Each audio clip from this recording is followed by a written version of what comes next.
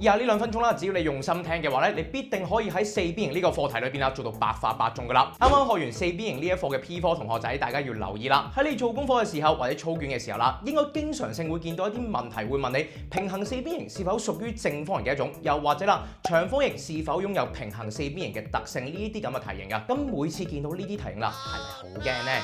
好似每次都要用撞嘅心態去做。嗱，咁今日咧，我喺呢度教你個必殺技，必定可以令到你百發百中噶啦。咁首先大家一定要記住唔同4邊形嘅特性數量啦。舉個例子，譬如話正方形有5大特性啦，包括咗乜嘢啊？對邊平衡、對邊相等、對角相等，有4個直角啦，同埋4邊長度相等呢5個特性嘅。咁而菱形同埋長方形啦，就會有4個特性啦，平行4邊形就會有3個特性嘅。咁大家記住呢啲 number 咯。咁大家喺每次做題目嘅時候啊，記住喺個題目上邊寫翻低唔同圖形佢嘅特性數量啦。舉個例子，譬如話啦，正方形擁有平行4邊形呢一個嘅特性係咪正確呢？咁我哋喺正方形上面寫翻低5，然之後喺平行4邊形上面寫翻低3。咁我哋咧就當呢2個圖形啊，喺好似啲士兵咁樣喺度打緊仗啦。嗱，正方形攞住5件武器，而平行4邊形攞住3件武器啦。咁我哋攞住5件武器，可唔可以打得贏3件武器嘅士兵呢？咁答案當然就係 OK 啦，係咪？好啦，咁如果打得贏，就代表呢個描述係正確噶啦。而當條題目講緊長方形是否屬於正方形嘅一種呢一度咧，我哋又試下用相同技巧去做咯。長方形咧有4個特性嘅，而正方形就會有5個特性。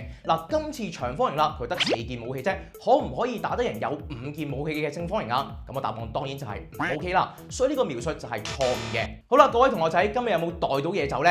喺下次考試嘅時候再見到呢啲題型啦，我相信你哋必定可以輕鬆應對噶啦。喺臨完結之前啦，出多一條題目考下大家啦，就係菱形是否屬於長方形嘅一種呢？嗱，歡迎將你嘅答案寫喺樓下嘅 comment section 話俾我聽啦。好啦，今次講住咁多先，我哋下次德風化學堂再見，拜拜。